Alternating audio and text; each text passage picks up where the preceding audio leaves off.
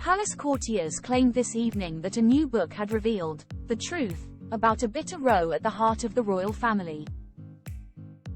Royal sources said Buckingham Palace was relieved, and aides were celebrating.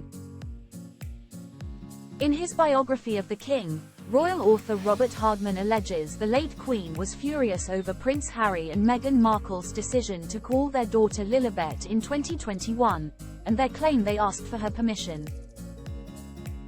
A royal aide claimed the monarch was as angry as I'd ever seen her, after the Duke and Duchess said they had Elizabeth's blessing to use her old nickname. The Queen reportedly told aides, "I don't own the palaces, I don't own the paintings, the only thing I own is my name." And now they've taken that. A royal source said, "There's no denying it is pleasing that the truth has emerged." Harry and Meghan attempted to railroad their version of events through, which weren't accepted then and they're not now. You'll find the silence from the palace speaks volumes, but everyone is quietly celebrating this particular wrong being righted. He wrote, for the palace, the most worrying aspect of the book was the omission of large chunks of more recent events. Harry and Meghan's wedding, married life and their departure from the royal world amounted to less than a fifth of Harry's memoir. This suggested a sequel. Buckingham Palace did not comment on the book's claims. Lilibet anger. The late Queen's nickname dated back to when she was a toddler and could not quite pronounce Elizabeth. Her father, George VI, began using it as an affectionate moniker. Decades later, Harry and Meghan gave their own daughter the same name. They insisted they had asked for the Queen's blessing, but the BBC and other outlets later reported from palace sources that the Queen was not asked. The new royal book claims an aide said the Queen was as angry as I'd ever seen her over the row. Succession planning. As the Queen grew increasingly frail, discussions started in 2015 between Buckingham Palace and government officials to devise a plan on whether Charles would take over as Prince Regent. However, aides would find Prince Charles extremely reluctant to engage in discussions on the subject. To Balmoral.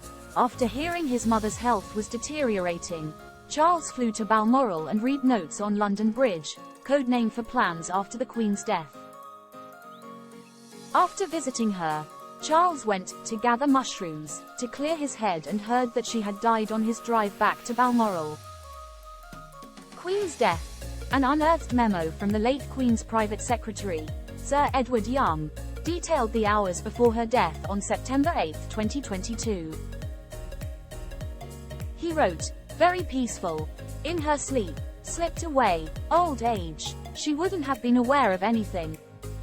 No pain. Harry, shut out." Charles told William and Harry to travel to Scotland as quickly as possible, but neither of the brothers managed to get there in time to say goodbye to the grandmother. The King and William are said to have dined alone that evening due to the need for discreet discussions on the future of the monarchy. Mirror's royal editor Russell Myers writes, "Were legal threats a step too far for the family? Whether the old motto of never complain, never explain has served the royal family well over time is up for debate. It can be argued, as they have done with the recent allegations of racism at the heart of the family, to say nothing at all is precisely the action needed to quell a raging storm. But every so often, such as with the late Queen's now famous recollections may vary statement, the opportunity arises to break the mold."